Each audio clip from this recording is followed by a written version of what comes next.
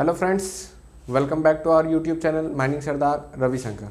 Friends, आज का video जो है वो बहुत दिन से डिमांडिंग था। बहुत सारे जो लोग थे वो हमको कमेंट में और मुझे फ़ोन करके पूछ रहे थे और बोल रहे थे कि सर इस टॉपिक में वीडियो बनाइए। तो आज का टॉपिक है कि कोई कैटेगरी 1 का मजदूर किस तरह माइनिंग सरदार या उससे भी आगे बन सकता है। तो आज का पूरा टॉपिक जो है यही रहने वाला है कि किस तरह एक कैटेगरी 1 का जो मजदूर है वो किस तरह माइनिंग सरदार बन सकता है। देखिए फ्रेंड्स, आप लोग देखे होंगे कि बहुत कोई का फादर के नौकरी बदले में नौकरी या मदर के बदले में नौकरी लगता है और फिर उन लोगों को अगर नॉन एजुकेटिव है तो उन लोगों को कैटेगरी 1 में ज्वाइनिंग करवाया जाता है। और ऐसा देखा गया है और ये सच्चाई भी है कि जो भी लोग कैटेगरी 1 में ज्वाइन करते हैं उनको प्रमोशन तो हो सकता है 6-7 मिलता है, लेकिन उनका जो फ्यूचर ग्रोथ रहता है, करियर ग्रोथ होता है, वो कहीं ना कहीं स्टॉप हो जाता है। कि अगर कोई बंदा है वो अच्छा से 12 पास किया है, अच्छा मार्क्स लाता है, पढ़ने में तेज है, फिर भी उसको कैटेगरी 1 में ज्वाइन करा देगा और उसके पास जो है ना बहुत कम रास्ता बच जाता है क्लर्कियल या कुछ और पोस्ट छोड़ करके। उतना स्कोप नहीं रह पाता कि अपना करियर को बहुत ज़्यादा आगे ले जा सके।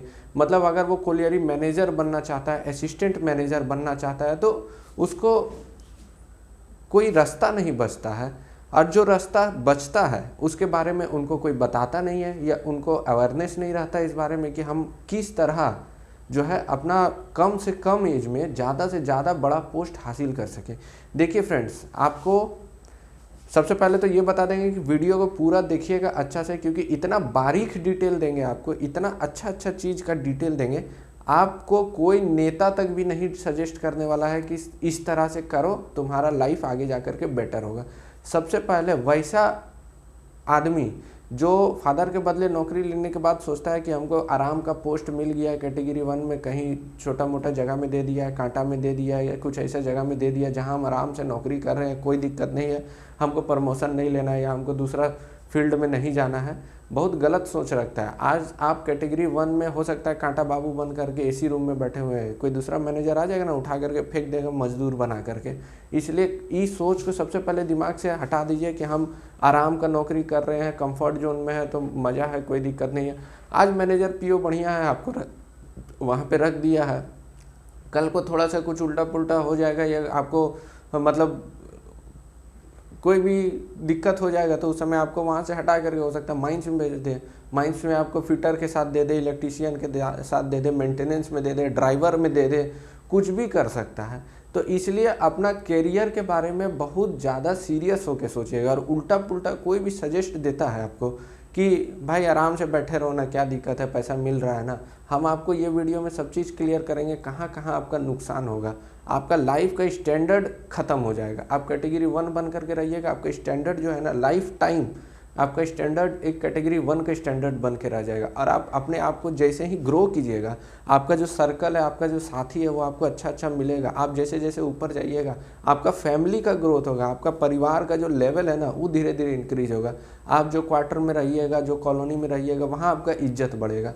ये सब चीज़ के बारे में आपको डिटेल में बताएंगे। जितना हमको एक्सपीरियंस है हम उतना चीज़ बताएंगे। कुछ कमी भी रह सकता है, कुछ घट बढ़ भी सकता है। वो देखिए, हम कोई बहुत ज़्यादा एक्सपीरियंस पर्सन नहीं है, मेरा खुद का 26-27 साल हो रहा है, लेकिन फिर भी मेरा एक मोटिव है, मेरा एक विज़न है कि जो अभी के टाइम पे जो लोग जो है अवेयरनेस के कारण, जानकारी के कारण, जानकारी के अभाव में लाइफ में पीछे रह जाते हैं और करीब 10 साल 15 साल के बाद सोचते हैं कि काश कोई उस समय बता दिया होता, ये कमी को दूर करना चाहते हैं। छोटा मोटा प्रयास करते रहते हैं अपना यूट्यूब चैनल के माध्यम से।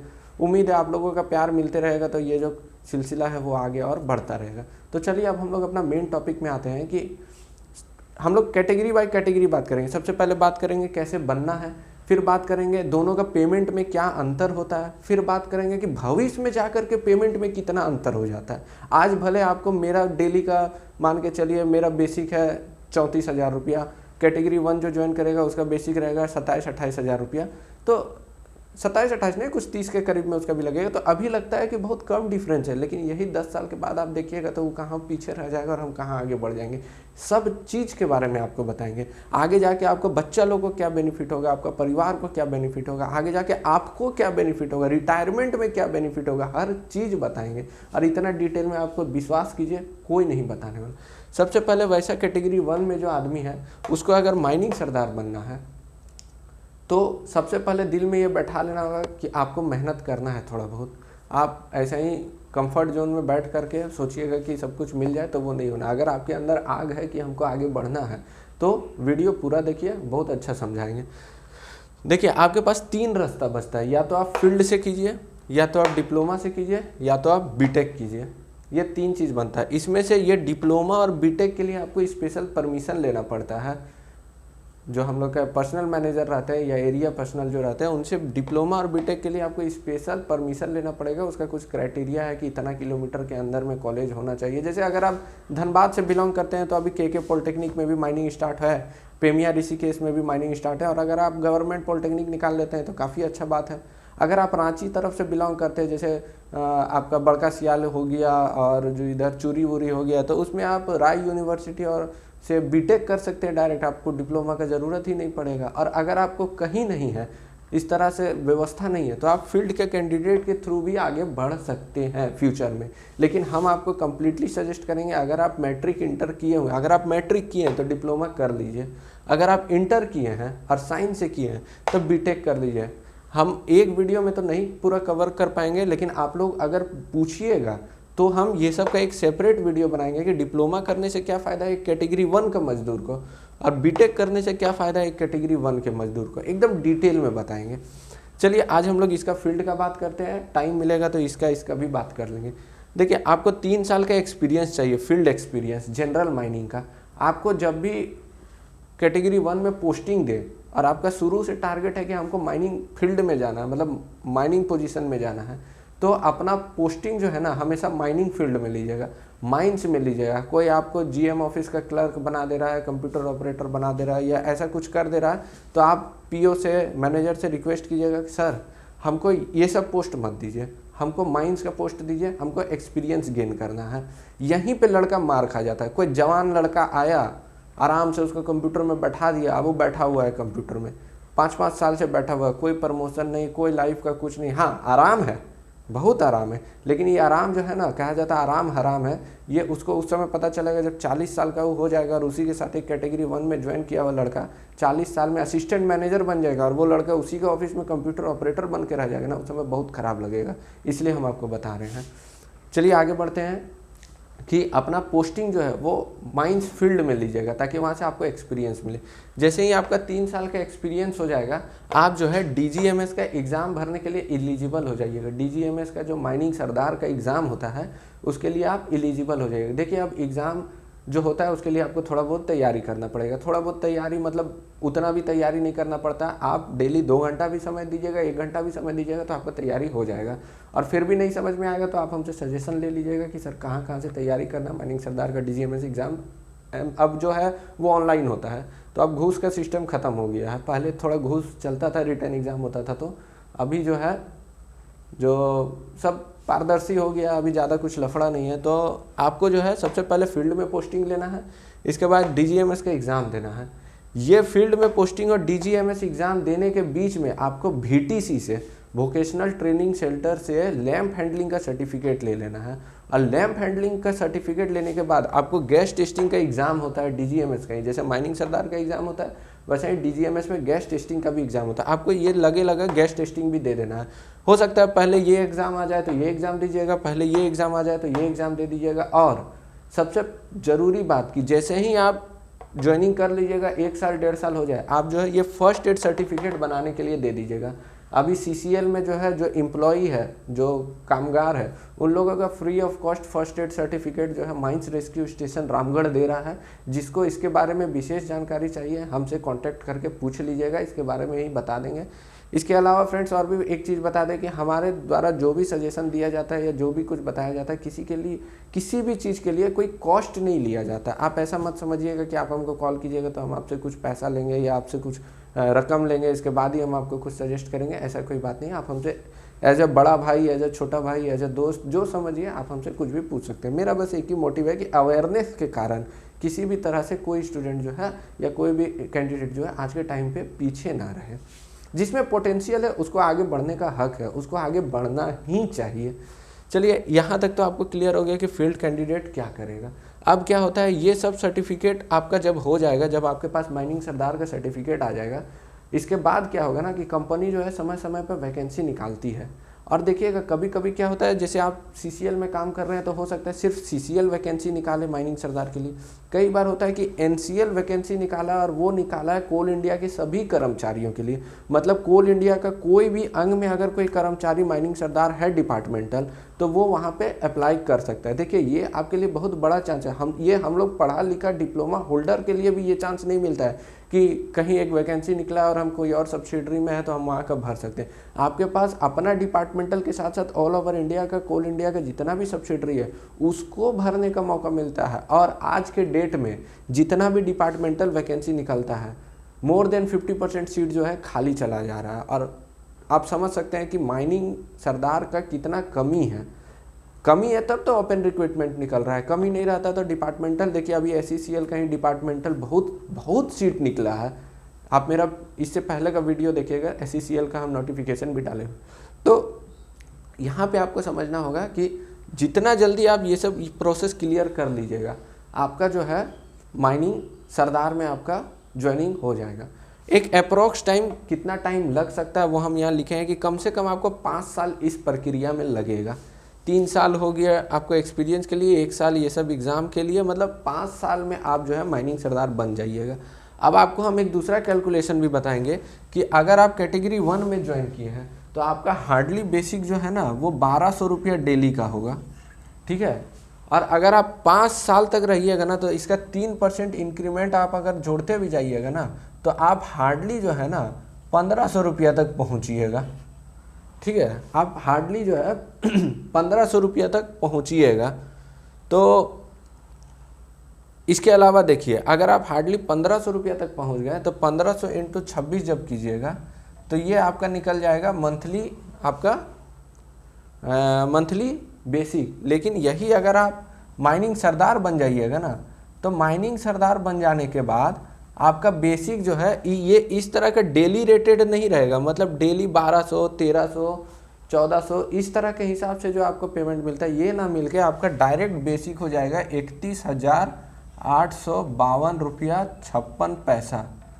ये आपका डायरेक्ट इतना बेसिक हो जाएगा। मतलब आपको डेली वेजेस से हटा करके मास्टर रोल में ले आया जाएगा। एमआर का आप एम्प्लॉय बन जाइएगा। आप खाता में साइन मारिएगा अपने अटेंडेंस का। आप जैसे डीआर में होता क्या है कि हाजिरी बाबू उसका हाजिरी बना देता है, एमआर में वो चीज़ नहीं है। एमआर में आपको एक खाता दिया जाता है, आप अपना खाता में अपने से साइन मारिएगा तब आपका अटेंडेंस बनता है। तो यहाँ कितना बेनिफिट हो गया देख लीजिए। आप 5 साल में इंक्रीमेंट लेकर के भी वहाँ तक नहीं पहुँच पाइएगा जितना आप खाली एगो माइनिंग सरदार में आ जाइएगा तो आपको मिल जाएगा। इसके अलावा और क्या बेनिफिट है बताएंगे आपको। इसके अलावा आपको मिलेगा चार्ज अलाउंस। और ये जो चार्ज अलाउंस मिलेगा ना ये कम से कम आपको ज्वाइनिंग के टाइम पे 8 से 12 हज़ार के बीच में मिलेगा। सोच लीजिए 8 से 12 हज़ार रुपया।